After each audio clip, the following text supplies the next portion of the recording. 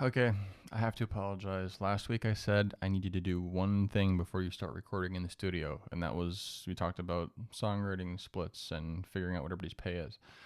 However, I lied. This week there's one more thing. So there's two things total, but one more thing. I promise this is it. There's nothing else. I swear. Oh my god, just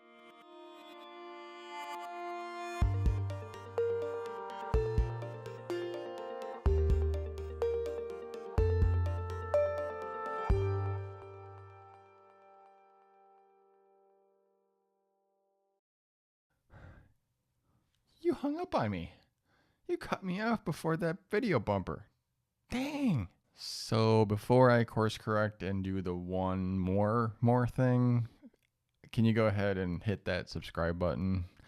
You'll get notified when I get new videos, and it helps me out tremendously. So it helps us both. Thank you. When you're in the recording studio, you want every project to start out and continue conflict free.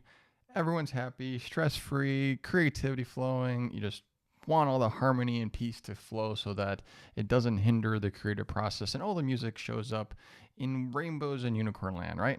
But when the money starts flowing, things might get a little dark, and it helps to have these details figured out beforehand, right? So in addition to those song splits we talked about last week, the other thing that I need you to do before you start recording is to have everyone involved that needs to sign a work for hire agreement. Now that might throw a red flag or be concerning to you to some degree because it's a legal thing, but rest assured that work for hires are industry standard and basically states that you or your band or group or whomever is paying any and all upfront fees for this recording session own the master in perpetuity. It also outlines who wrote the songs and states any existing or previously agreed upon songwriting splits.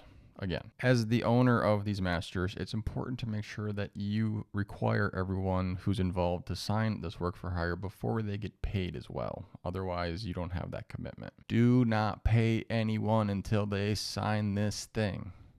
I wasn't trying to write a song there. I just want you to understand that.